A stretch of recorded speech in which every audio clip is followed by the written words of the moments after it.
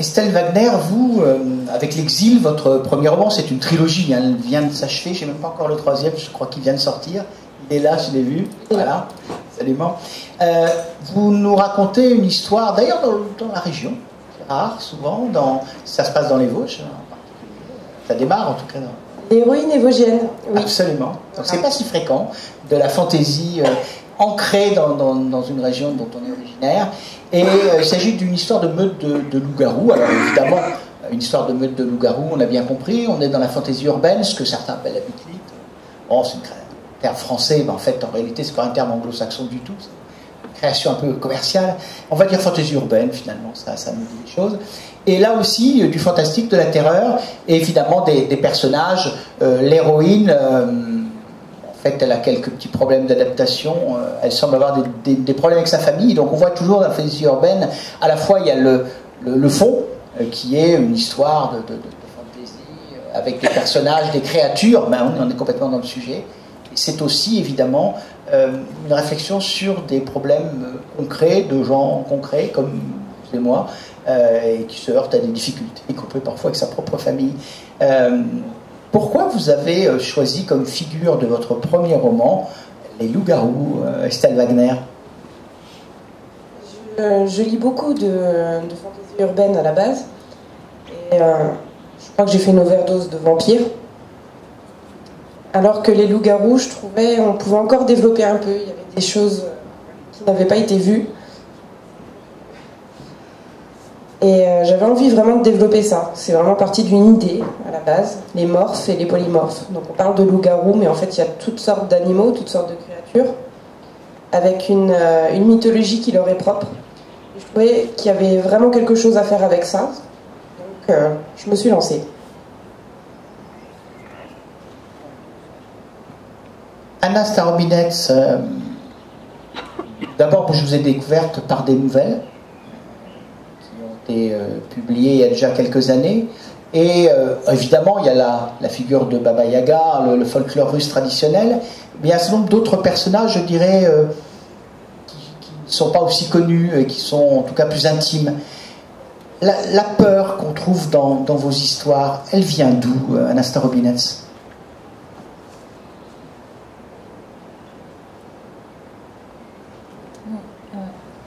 Страх, конечно, приходит изнутри, как в любой книге, на самом деле. Au fait, la peur vient de l'intérieur, comme dans n'importe quel livre. Ну, то есть я имею в виду, что страх приходит изнутри самого писателя. Но что касается той же Бабы Яги, это отдельная история. Вот в этой книжке «Убежище 3/9» очень много так называемых фольклорных русских персонажей российского фольклора. Je voulais dire que la peur vient de l'intérieur de l'écrivain, bien sûr. Mais en ce qui concerne la Baba Yaga, c'est une autre histoire. Dans mon livre, donc Le Refuge 3/9, ce livre est peuplé par des êtres qui font partie de la mythologie russe. Но сказки это только вот на словах. На самом деле моей задачей было взять не столько сказочных, сколько мифологических, хтонических персонажей славянской мифологии, очистить их от такого сказочного детского гламура и какой-то вот веселости, да, и показать их истинную, жуткую, достаточно мрачную сущность, потому что изначально это очень страшные существа. Они, на самом деле, славянский фольклор, славянская мифология невероятно жестока, она, по-моему, даже жестче, чем скандинавский, ну, на самом деле, может быть, разве что с африканскими какими-то мифологическими персонажами по жестокости изначально они могут сравниться. Ce sont donc on va dire superficiellement des personnages de contes pour enfants, mais ma tâche n'était pas à manier des personnages des contes. Ce que je voulais faire, c'est retrouver donc au-dessous de ces contes les vrais personnages mythologiques chtoniens du folklore russe, de la mythologie russe, parce qu'en fait, la mythologie slave, elle est très violente. On peut dire qu'elle est peut-être plus cruelle encore que la mythologie scandinave, et qu'elle ne peut rivaliser qu'avec la mythologie africaine dans cette question de la cruauté et de la violence. Поэтому, в отличие от всех остальных моих книг, где я использую какие-то собственные страхи, да, и развиваю, в этой книге одной из задач было как бы какое-то восстановление справедливости, то есть чтобы эти мифологические персонажи предстали в своем истинном виде и перестали быть такими вот гламурными, лубочными, сказочными зайками. Et donc, au contraire de mes autres livres dans lesquels j'utilisais mes propres peurs, ici, ma tâche était, pour ainsi dire, de rétablir la justice, c'est-à-dire de montrer sous le vrai jour les personnages qui ont été glamourisés, donc dont on a fait des contes pour enfants, de les montrer donc comme ils le sont vraiment. René Robitaille, alors là on est complètement dans un autre cadre, puisqu'il s'agit, vous voyez tout de suite par rapport à l'album, d'un livre pour enfants. Comme René s'était ajouté sur ce café littéraire 24 heures à l'avance, j'étais très inquiète en me disant que j'allais passer une nuit blanche pour lire au moins le début de son roman. Et puis j'ai vu, et là j'ai été rassuré, je me suis dit ça va, je dois pouvoir présenter son ouvrage.